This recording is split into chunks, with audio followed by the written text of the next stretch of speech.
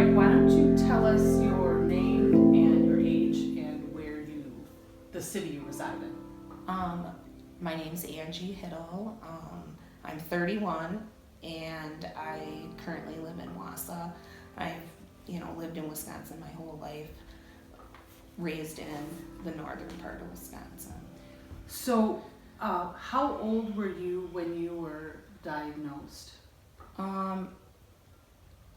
Initially, when things got really bad was 2007, but a diagnosis was delayed for a while. But, that's kind of most of the time that happens. But I would say probably within a couple years after that, which, I was diagnosed with a genetic form of muscular dystrophy that came from my mother's side. And how did you know that you were getting sick? Well, initially it started out that my legs were hurting a lot. It kind of started in my lower extremities mostly, and then kind of moved up. And then started getting some of the autonomic problems in addition to just the, voluntary muscles. My legs started hurting really bad. I started having problems going upstairs. Sometimes it was like I'd lose my balance or fall downstairs. It's not even like a losing your balance. It's like there's no coordination for like something's missing where like your brain isn't relaying the message to your muscle correctly. But actually what led to finally figuring out what it was a hospitalization in April of 2007, and I didn't get out of the hospital until November 1st of 2007. Wow. So literally went in. How it all started is I was actually, even though I was having problems and whatnot, I was actually playing a softball game that night, and I got a hit, and I was running to first, and like all of a sudden my muscles just seized up, and I couldn't bend my knees or my ankles or whatever. And then after that I started like having the autonomic problems, like problems with my bladder, problems with my heart rate, problems with my lungs, things like that. Okay, so what kind of prompted you to actually take your friend up on that offer and show up at church? Like I said, ultimately what it was is I was dying. I was gonna die. Medicine had no more answers. They hadn't had answers in a while. And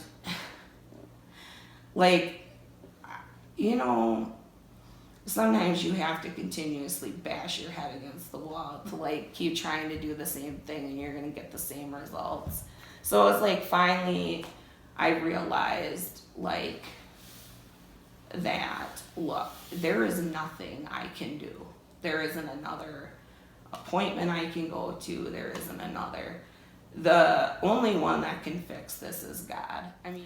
So you're sitting in the church, right? You're listening to the message, and afterwards, then Tom gave basically an opportunity for different people with different problems to come forward. When did you know I need to come forward? When did I know? I knew the first thing he literally said that night, which was pretty mind-blowing to me because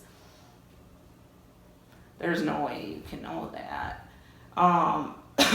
And he said that, like, literally right before the healing, or right before the service, that he had a revelation that someone was going to be here that was parasite.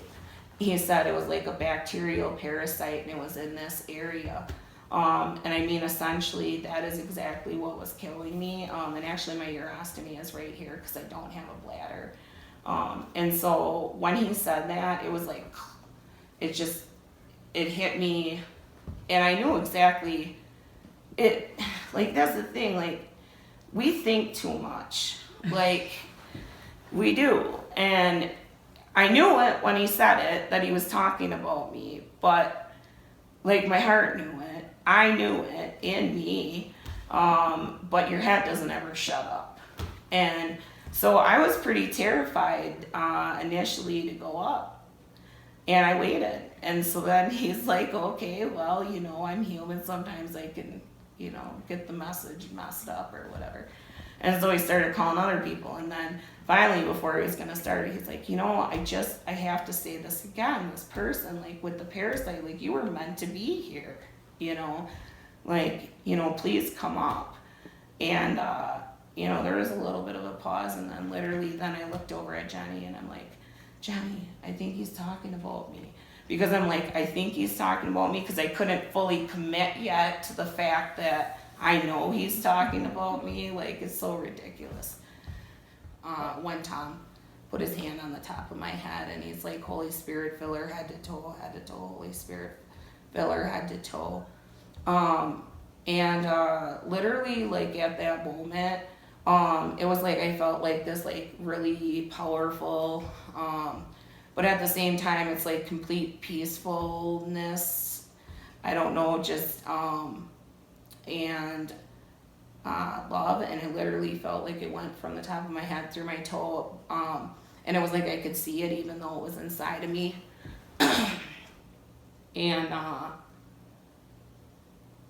And it's kind of like time stopped.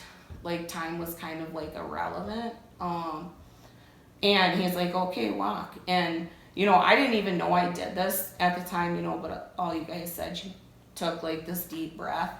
And, like, it's kind of, like, that's one of, I think it's like a moment of surrender, and shutting off your brain and listening to your heart and soul.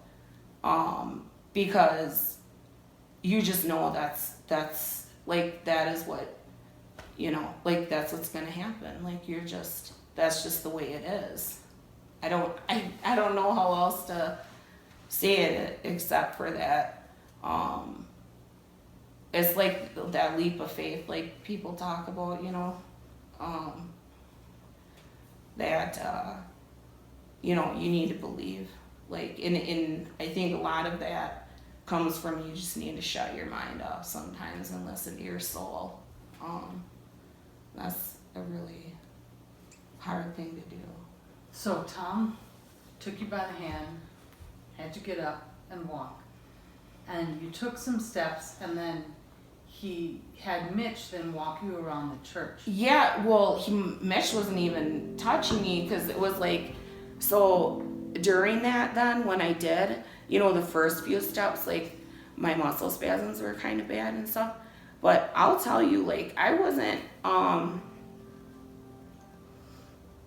like, it was like with each step, like,